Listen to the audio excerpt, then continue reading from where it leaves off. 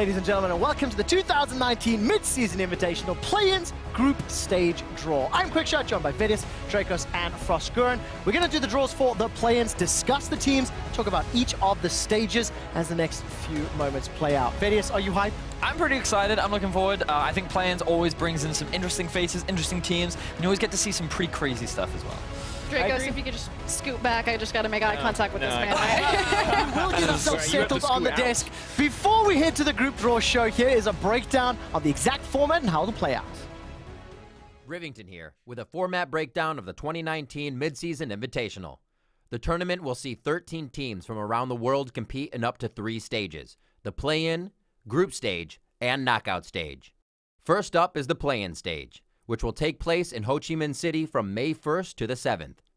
8 of the 13 teams, chosen based on their historic performance and competitive strength, will be drawn from 2 pools into 2 groups. Let's get into the pools. In Pool 1, we will have the Spring Split or Split 1 champions from Turkey's TCL, Vietnam's VCS, Southeast Asia's LST, and the Commonwealth of Independent States LCL. In Pool 2, we will have the Spring Split or Split 1 champions from Japan's LJL, Latin America's LLA, Brazil's CB LOL, and Oceania's OPL. These teams will compete in a best-of-1 double round robin, with the winners of each group then taking on the representatives from either North America's LCS or the LMS. Winners of these matches will automatically progress to the group stage, while the losers will play off to see who will earn the final spot.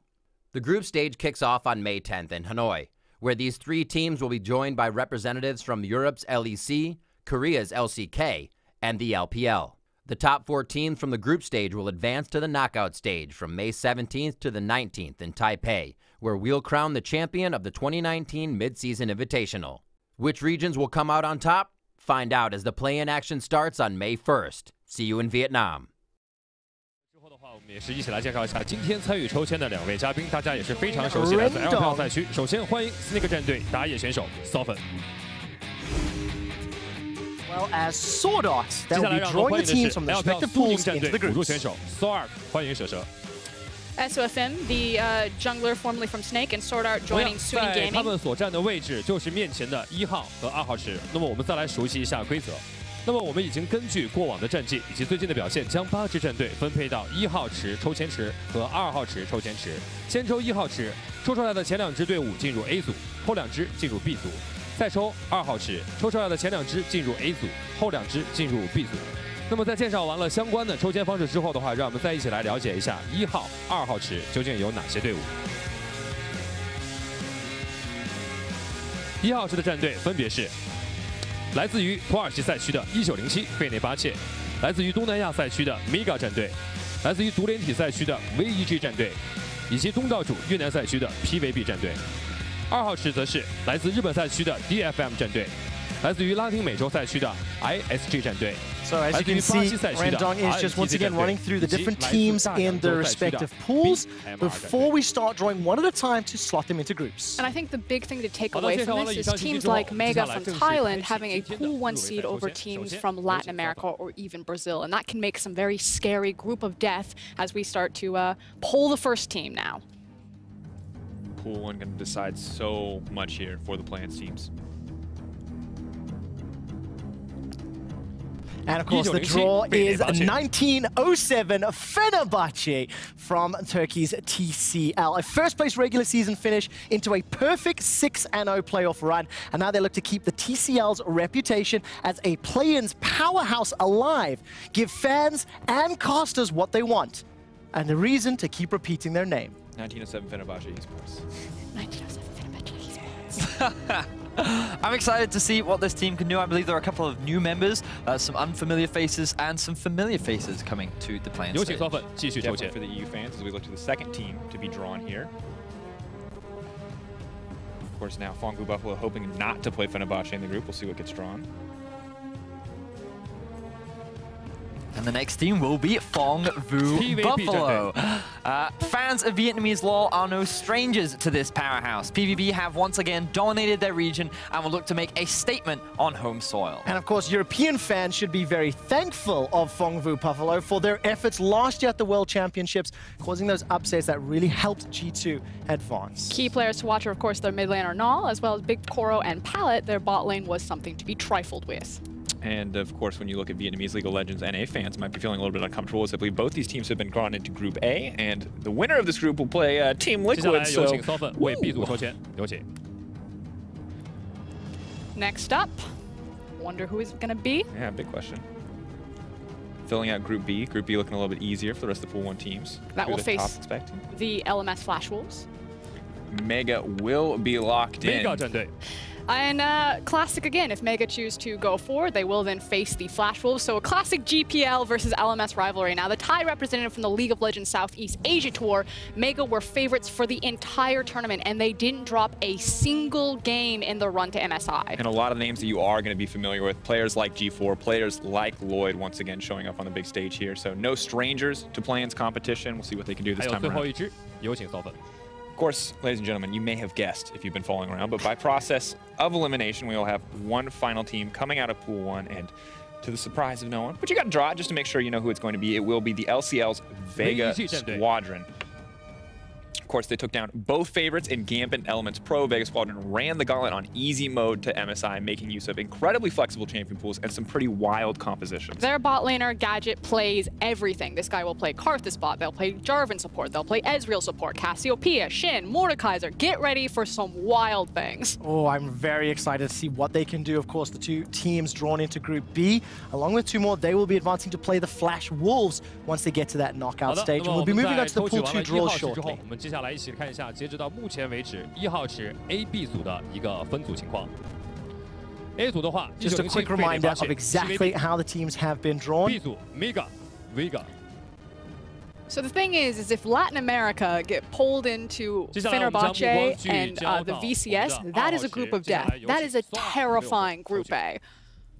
Difficult. Now I think everyone is just hoping, if you're in Pool 2, to duck that group.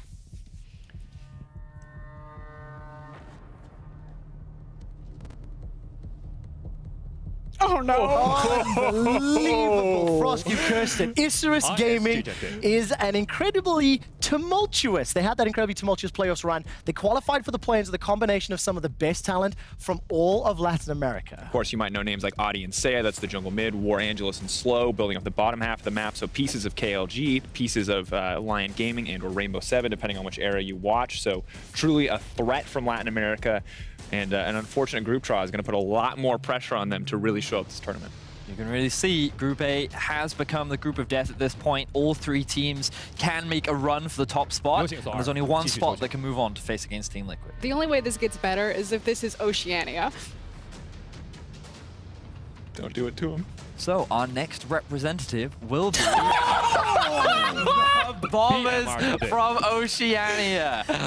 After a split-long domination, a brand new OPL champion has been crowned. It's time for Oceania to once again take a stab at international success, and this may be their best chance yet. Be sure to stick around until the draw show is completed. We're going to discuss exactly why everybody on this desk is celebrating and discussing this group of death, but we don't have time just yet. This is hilarious. Oceania always draws the short end of the stick. They always have competitive rulings leverage against them. They never get to show their full power, and they were just drawn into the group of death when they have their best possible chance. I mean, two teams remaining at this stage will be INTZ or DFM. Both are going to head into the same group. It will not change their seeding or anything else. So it's just a matter of who we're going to look at first, and it will be INTZ Esports. Of course, for this team as a whole, surprising for them to be here. It was a dramatic upset over Flamingo Esports. INTZ returning to the international stage to try and reclaim some of that former glory, and not just for themselves, for Brazil as well. And that's what really needs to be underlined here. No one expected INTZ to be here as the Brazilian representative. Flamingo were dominating for the entire split, but to run it back, it's a miracle Cinderella story, but the uphill battle has just now begun. And absolutely for Envy and Shinny, the two huge components of that win, have to be feeling good to move into a group like this. Who's next, Vedius? That does mean that the LGL's representatives, Detonation Focus Me, will be rounding out the group. And I mean, when you look at this group, this could be the year for Japan. This could be the year that they finally make it out of groups. You think back to last year's Worlds performance. You think about how so far this year they've had a fantastic season once again. This team has only continued to get better and better, and now they'll once again represent LGL on the international. And Seros has only continued to play Heimerdinger, folks. It was the first thing I checked. I love watching Japanese League of Legends. I'm excited to see what they can do. Heimerdinger got Europe to semifinals at Worlds. Heimerdinger can maybe get Detonation Focus Me to a showdown with the Flash Wolves and the knockout stages. So there we have the groups. Rendon will be thanking both SOFM and Sword Art as us here in the Berlin studio here from the home LEC. We'll be discussing each of the groups and each of the stages over the next few minutes. Just as a quick reminder, 1907 Fenerbahce, Phong Vu Buffalo, Isurus Gaming and Bombers will be in Group A, with Mega, Vega, INTZ and Detonation Focus Me being in Group B. Let's start with a spicy story. Let's start with the group of death. Froskuren, why is it so enticing that we have Phong Vu, Fenerbahce, Isurus, and Bombers in the same group? So I think it's really easy that most viewers, especially if you only really tune in for the Global League of Legends when you're looking at minor leagues, will recognize things like the CIS, like Turkey, because usually these are the regions that pull forward in international events. And so you got both of them smashed into the same, you have 1907 and the VCS smashed into the same group. And then I think that people are sleeping on Latin America. Because the regions got condensed into one, Latin America, North and South, and they have created effectively kind of a soft super team, as well as Saya returning and in tandem with Audi, I believe. I think that those three teams, that's super stacked. Any one of those teams could make it out, pop in over the top. We expect to be leaning towards Turkey. And then the Bombers, who all their people are also sleeping on, I just think collectively, the top four, that can go anyway. You drop a single game and your run can be ruined. I think what is exciting about this Latin America team is if fans have been following the international scene for a while, they'll remember the Lion Gaming, the Rainbow Seven, the roster that every time it came into the play-ins team was almost always considered a favorite. And then they always just faltered. They lost like one game. They were one game short. It was just a simple matter of if they had won one more, they would have been fighting in those best of fives, but they could never quite make it. And now what they've done with the regions combined, they've almost made what is effectively, as Frost said, a super team. So you still have some of the star players from that old Rainbow Seven roster combined with some of the star talent from the KLG as well. So that's why it's quite exciting to see what this combined roster can do and if it fixes some of the issues that so many of these star players from Rainbow Seven had in the past. But at the end of the day, it's still a brutal draw for literally every single team in this group because we have 3 of the 4 perceived top teams in this group. The only person who managed to make it out was the LCL. And if they had been a Pool 2 team, who knows? So it's a very difficult road ahead for all the teams. And I think that when you're looking at this, it's brutal, especially for the Bombers, because Frost, you mentioned earlier, this looks like maybe the strongest OPL team that's been sent in a long time, looking very good. But they're also being sent into literally the hardest group I think we've ever seen in play-ins. Well, look at it this way. If it is the best Oceanic team that we have seen in a while, and if they dominated their region, this is a league in a region that has consistently underperformed on the international stage. They give just enough to give you hope and then throw it all away, you know, at later stages. Some might call them the Australian KT. But you know, when they're coming up against the likes of 1907 Fenerbahce and Phong Vu, we've already talked about Isurus. Let's turn our attention to Fenerbahce. Ruin and Kire playing, you know, 2 names that a lot of European viewers are going to be familiar with. I mean, why, you know, Frost, maybe you mentioned that 1907 would be favorites over, you know, the Buffaloes. I think it's more that people just lean towards Turkey because it does have that reputation, although the VCS has come crashing in since the Gigabyte Marines. But it's really important to recognize that Phong Vu Buffalo doesn't play like the Gigabyte Marines, and it feels like Vietnam is still trying to get out of that shadow of like that crazy style. Whereas I think that we're going to play a standard, clean League of Legends fundamental league, and if that's the case, then I have to lean towards Turkey because I've been very impressed with their top side of the map. Yeah, when we look at the top, I mean, Ruin and Kire, especially Kire, the MVP for the regular season, was absolutely unstoppable. Their final versus Supermassive was the first time I think we saw them very contested in the lane phase as a team as a whole, and you did see weaknesses show.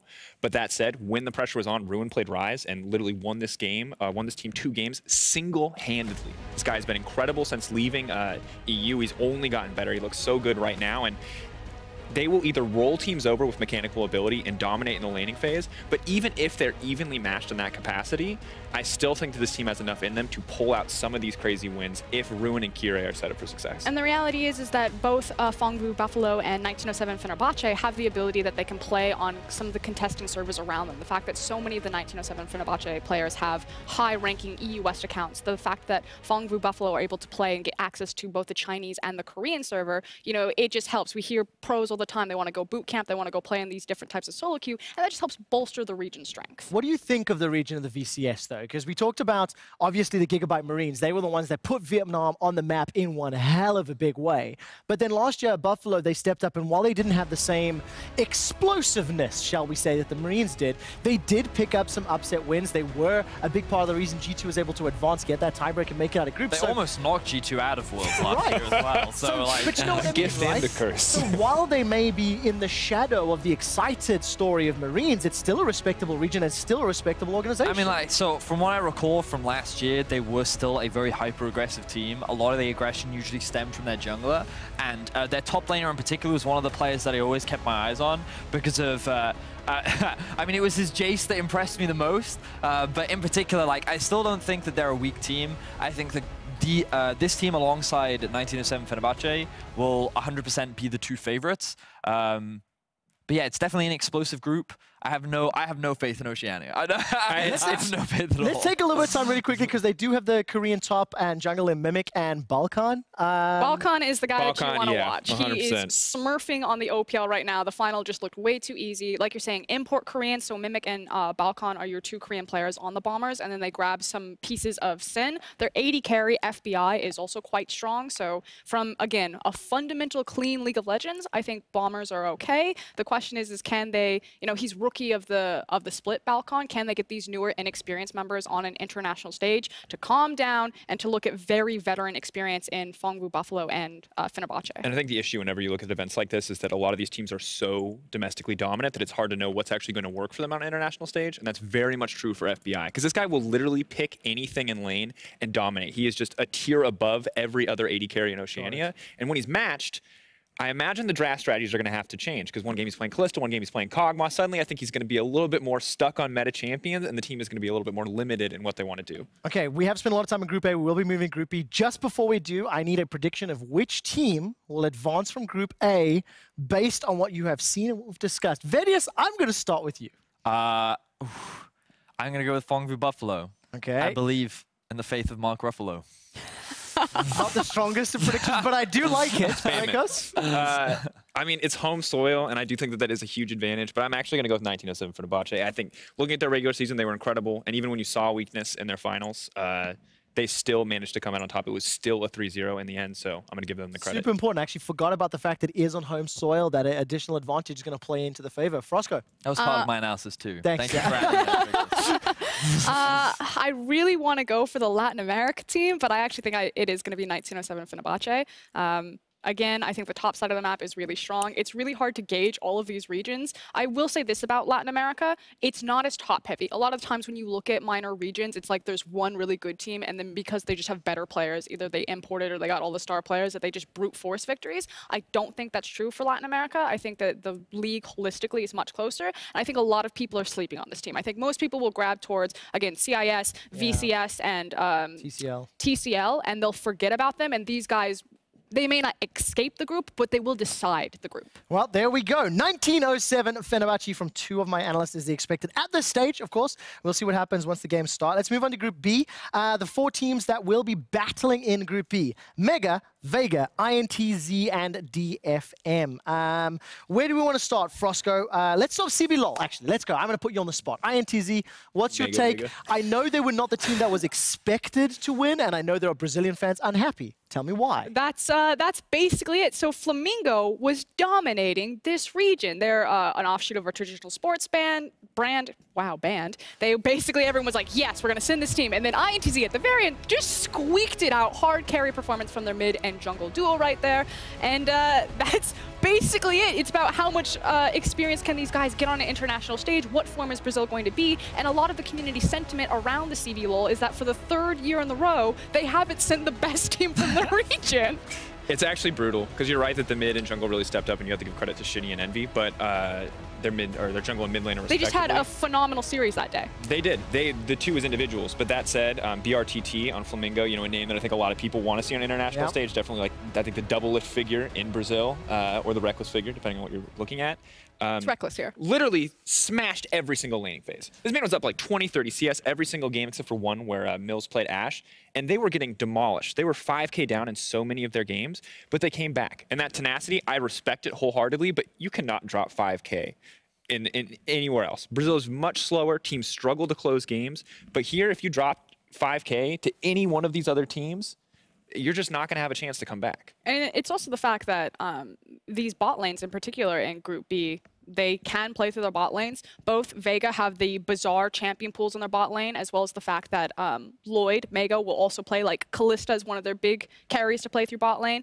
Detonation Focus Me, Yutapon has been around forever, so they'll like to play through their AD carry. I want to turn my attention to Yutapon, Detonation Focus Me, the biggest fan outside of Japan, Vedius here. Always a believer. He has been repping the LJL since its initiation, and you've been wrong more often than not. So, why should we listen to you this time? You know, like, cast the LJL, right? Cast the LJL before you cast the LJL. I did not hear the two of you supporting it quite the way. That's because we actually cast it. Tell us, Lord Vedius. The thing about the LJL is I think that they always come in with very unique and different strategies. We already talked about Saros and how he always used to be a big Heimerdinger and Ziggs one trick. He always have these like hard push, control style, wave clear mages in the mid lane. And I do believe they have made some roster changes, right? Or is it still the same roster that we had from last year? Let me pull it up. Looking at the roster as a whole, it's Evie, Steel, Saros, Yutapon, and Gang, so slight adjustments, yeah, but mostly it's the same core. Mostly the same roster. And like this, we got to remember that this was the roster that managed to take a game off Cloud9 last year in the group stages. They then had to go up in a best of 5 against EDG, arguably the strongest team coming out of the playing stage as well. And I feel like that they had solid showings. And I felt like that through domestically, they've only shown growth from the learnings that they made at Worlds. So I feel like Japan as a region has only continued to slowly get stronger. And I feel like that no, they're not going to be the strongest team in the playing stage. That's a first. I haven't heard that out of him. Okay. I'm not going to pretend that they are the best team. However, as far as groups go, this is definitely the best group that they could have asked for. Okay, that is fair. That is fair. If you want to be fans of Japan, I think that's super easy to get on board with this team. They've been around forever. They have some of the biggest brands. They're super fun. If you look at any of their poses, they always go for like wacky anime poses. If you like anime memes, if you like anime in general, underdogs, Cinderella stories, like just be a fan of Detonation Focus Me. Any game they're playing, just get in there and just start spamming it. I just didn't expect that line. Let's turn to Dracos. Let's talk a little bit about Vega Squadron. Talk about how, you know, what you're going to expect out of them. This is, of course, the CIS representatives. They took down Gambit, who went to Worlds last year, for example. No.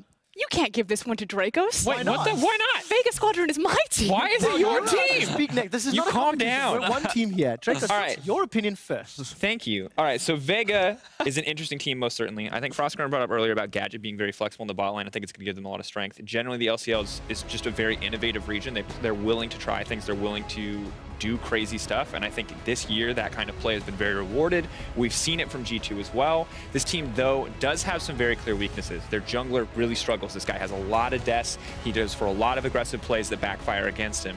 That said, their mid laner is an absolute monster, and in a tournament stacked with mid lane talent, that feels like a prerequisite to go any further. So my thing about Vega Squadron is that looking at their draft and kind of the meta of the CIS in general, it's very clear that either they're giving influence to the global meta or they are paying attention to what's happening in the global meta. You have things like the support Jarvan that appeared that we saw in the LCK. You had very similar compositions. The Seek and Destroy composition, I believe, started in the CIS by using the Karthus, Xerath, like a lot of long-range poke. And so these are very creative comps. And I think Vega Squadron in particular is really hard to prep for because they play everything. How they ran through their playoff gauntlet was suddenly they were grabbing the Nico. They had the Kayle. They were basically ready ready and hit the ground running on the patch, and they've shown themselves that they can be very adaptable, and they will play with very wide, flexible champion pools. So again, if you're trying to study up on Vega Squadron, good luck, because they will determine the meta in that group. I'm also quite excited to just see a lot of fresh faces. This will be a lot of new names that people who follow the international league scene will have never seen before. Yep. People are very used to the Diamondproxes, the Kiras, the Edwards, kind of representing this region. And this time there will be 5 new players to the international stage, along with Oceania and a couple other regions. And I think that's quite exciting, you know, see what this new blood can bring to the international stage. And talking about that as well, let's move on to the last team in this group that I haven't touched on yet, from the LST, which is now the League of Legends Southeast Asian Tour, if I recall correctly, Team Mega. You know, Frosco, what do we make of this? First of all, Southeast Asia, you know, having a type of similar format to that of EU Masters, but it's Mega that came out on top. So it is the Thai representative, and how it works is you have 5 countries competing. Again, Thailand succeeded over the Philippines, Malaysia, Indonesia, and that's why they're representing. They were the heavy favorites here. Empire, who they defeated in the finals, tried to make a stand, but basically these guys ran through the online qualifiers, the minor nationals, the qualifying tournament, and the best of 5 final, and they didn't drop a single game. These guys have not lost coming into MSI, which then begs the question, can they play from behind? Because against this group, it's not just going to be a cakewalk. Yeah, that's definitely the case. And of course, for any fans of any of the international events, the 2 Southeast Asian players that just never, ever stop making it to the international stage. Lloyd. G4 and Lloyd. These are guys that I've seen so many times. Dracos, Mega, what's your take? I mean, the concern for me is that, so when the VCS split off, right, there was this huge power vacuum, and clearly the next strongest region was Thailand, and specifically these players, G4 and Lloyd, that you bring up. The thing is if they have continued to dominate this region uncontested, it's not a good sign for their continued growth. Yeah. Right? If they're just winning over and over and over and over again, it doesn't always mean that the team is developing. Now, I'm excited, and I would be happy to be proven wrong, but it does not fill me with, like, absolute confidence. I would rather see them lose games and improve from it than just continue to smash that region. And I know everyone will focus in on G4 and Lloyd because of the names that people know, but their Korean jungler, I think it's pronounced Jun, is actually smurfing. Now, again, that was against various levels of competition. Who knows if he can take that to the international stage? But a lot of their success is based around a very carnivorous carry jungler who has good map reads and seems to be everywhere that he needs to be, but he's always looking for an aggressive play. So again, is this a team that if they fall behind, will they change their play style, not try to go aggressive, or will they just continue to throw plays out and get caught off by desperation? Well, we're going to find out, and Frosk, I'm going to put you on the spot first. The 4 representatives from Group B, only one of them advances to take on Flash Wolves. Who will it be? I think it's going to be Vega Squadron, but I also over-indexed in the CIS when I was watching them. Now, the thing is community sentiment isn't there. A lot of people were very upset that Vega Squadron got there, but I think it was because they took down a lot of well-known names like Diamondprox and Kira, but they beat Gambit multiple times over the course of the year. Like, clearly Vega showed them to be the superior team, but even the analysts in the region, most of them voted for Gambit to win. So I think people are sleeping on Vega Squadron. I think they're a lot better than people make them out to be, and I think because they are so creative with draft picks, they're not just abusing OP picks. Like, if you can abuse it, use it. Yeah, fair enough. Dracos, prediction. I think DLCO and Vega is definitely the safe bet, but I'm actually going to go out on a limb and predict Vega. I think that, or not Vega, Mega. Yeah. The elephant? The elephant, because bringing up the strength of jungle, I think that's going to be a huge thing, and I think when I look overall at Vega as a team, I think their biggest weakness is in the jungler, and I think that given, like, highly carnivorous style, if you can find and exploit mechanical differences, I think that's the easiest way to find wins in a stage like this, and Mega definitely have the tools to do so. Here's my one pushback. So I agree with you that Vega's jungler looked like one of their weakest members, but he's in a region whose jungle meta seemed to be controlled by Diamondprox. You know, like, he actually had competition in the jungle position. That's if you consider Diamondprox competition. Well, there were other guys. I'm just throwing that name out because people know that name. I think it's what a bird. Once again, LCL safe bet. He already lost, Trevor. I do love the man. I do love the team, but there is a point where you have to look at it. Nevertheless, moving on. So Andy, my analyst brain says that Mega, in my opinion, would be the favorites. I'm very much in line with Dan and Dracos' line of thinking. I think that when you think of, they already have the consistent core that is a lot of international experience, and they've only enhanced arguably some of their weaker members. I think expectations should be pretty high for this team, personally. But the fanboy in me has to predict LJL. So I knew you were going to say. So that was your brain's response. Heart's response. My heart's response goes with Detonation. This is the group. This is the year. This is Japan's year. I am not acknowledging the heart's response on this one, though I will remember it. Okay, so just as a quick reminder, one team from each of these groups will advance to the knockout stage. If the winner, whoever wins from Group A will then move on to face Team Liquid. Whoever wins from Group B will then move on to face Flash Wolves. What I like to talk about is both Team Liquid and Flash Wolves independently. Let's start with the easier one, Flash Wolves. They did it again. They started in round 2 of the gauntlet. They took down AHQ 3-2. Then they moved on to Mad Team and they won 3-0. It's just another Flash Wolves. Trevor. It's another, attempt at the international stage. Trevor, I'm just going to push back because everyone, every single year is like, how good is the LMS? How good are Flash Wolves? They do well at MSI. I still don't know. The point is that this team has been completely gutted and had to rebuild from the ground up. The key players of Sword Art and Maple are now playing over in the LPL. They lost multiple coaching staff, and not just Flash Wolves, but the region as a whole. So much of their infrastructure has moved over to participate in the LPL that, like, LMS is just so top-heavy. And I almost just want to throw it and say, you cannot make any predictions or analysis about how this region is going to do because they seem to learn so much when they hit the ground on international tournaments. And I think it helps Flash Wolves that they're here in the plans, so they're there early, they're already boot camping, and that most of their growth will be done right now. Now, one of the advantages they do, I believe they still retain Betty, right? Yep. But a lot of the other roster is different. Hanabi, I think, is still there as well. Yep. So I'm still quite optimistic because, like, last year in MSI, we had a lot of doubt around Betty, and then he showed up at the tournament as well. And I feel like Hanabi has always been a bit of a weakness, but I haven't watched a huge amount of the LMS recently. I've still got a lot left prep in terms of that region. Fair. But, like, I think that Frost makes a very valid point in that you never really know what to expect from this region or these teams. Even the Flash Wolves, there have been many times where expectations have been low. We predicted them to play poorly. And then last year in groups, I think they went like 5-0 in their first set of games, right? In the first half of groups. So, like, this is a team where I very much agree with Frost, where the moment they start scrimming with teams, the moment they get into this environment and they start preparing, they're a team that seems to only get better, comes in with good strategies, come in well prepared.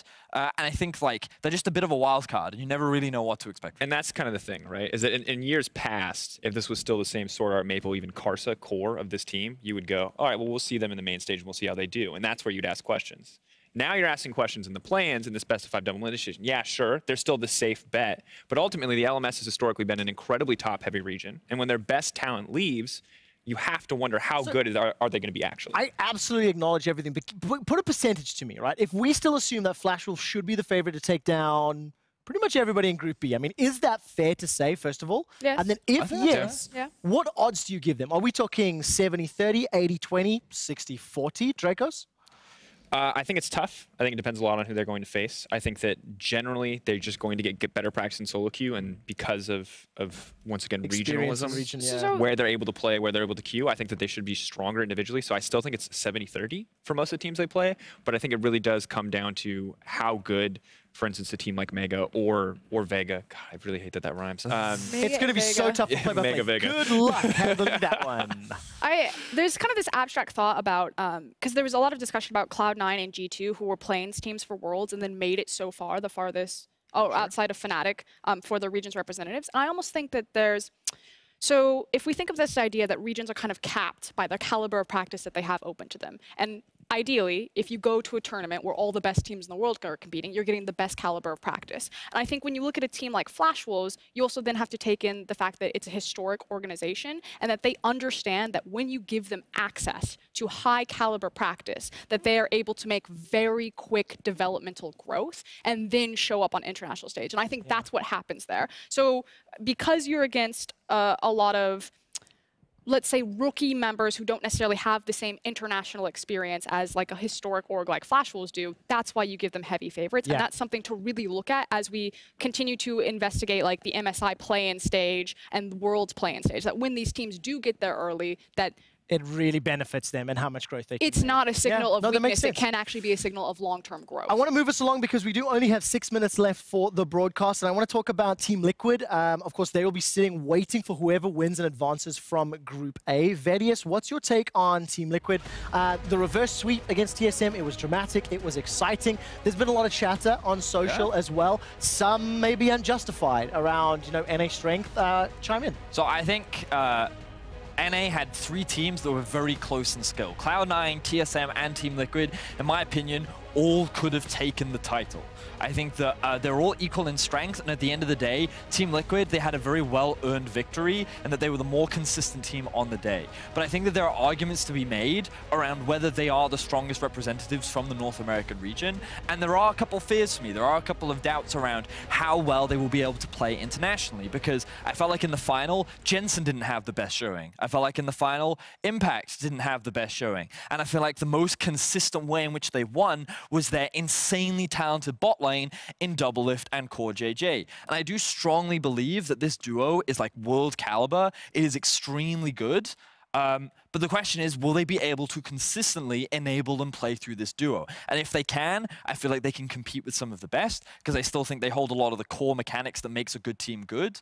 But individually, I am a little concerned about whether they will be able to stack up against the likes of IG, G2, and SKT. But you assume they instantly win. You assume, in the context of your statement, nobody from Group A will be able to beat them. I think that they should be a step above the teams that are in Group A. That is just my expectation. And, you know, I think there is debate around the strength of the region, but I do feel that, like, if you were to put Team Liquid, TSM, or Cloud9 in Europe, they would have a lot of success in our region as well. And I think you need to evaluate that these top 3 teams are good teams, and you can't afford to underestimate them. I was just going to say, like, yes, what was the context? Because I agree with you to the extent of saying all those things when you're talking about them in the context and the company of, like, SKT, IG, and G2, not necessarily with the playing teams. I think TL are actually a big step ahead, and that the region has holistically gotten stronger. And I just want to give a shout-out to Brother Jat, who moved from the casting team over into the balance team, and he's like, Impact will probably go. You know what we can do? Shin buffs. You know what we got?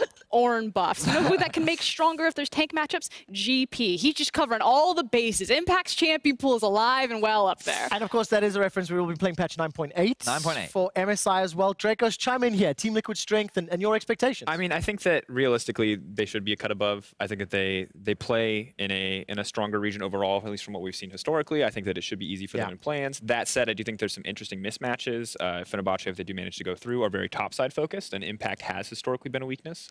Do I think that's going to show up against Ruin? Probably not. Downside, though, for the bot side of Fenerbahce is that Hades, while incredibly good at Yasuo, also got absolutely blasted by Zeitnot in the finals. Absolutely blasted. And Zeitnot is a guy who I would think on a good day could go toe-to-toe with Doublelift. So if Zeitnot's blasting him, Doublelift and Core JJ are most certainly going to destroy that bottom lane. So it'll be interesting to see. That would be a matchup I'd really love to watch. And as far as I think the team that is best suited to beat NA, if someone is against NA, if somebody could do it, it's probably Fong Blue Buffalo. In the sense that if anyone is going to surprise, I always put that faith in Vietnam. Okay, so there we go. Team Liquid and Flash Rules getting the faith here of my analysts. A couple of minutes left. Let's quickly turn to the 3 teams waiting in the main group stage. It is of course going to be G2 Esports, Invictus Gaming, as well as SK Telecom. Standing up, all 3 teams going 3-0 in their finals. All 3 teams kind of champions of their region now, and what can we expect? I like when we have alliteration, so it's going to be the return of SKT. People have been waiting to see them. It's the rise of Invictus Gaming to prove that it wasn't just a once-off, and it's the revenge of G2. They're looking at IG again. They want to make it spicy. They want to send them down. But not even that. It could potentially be the rematch. G2 versus SKT. That's another R word. Yeah,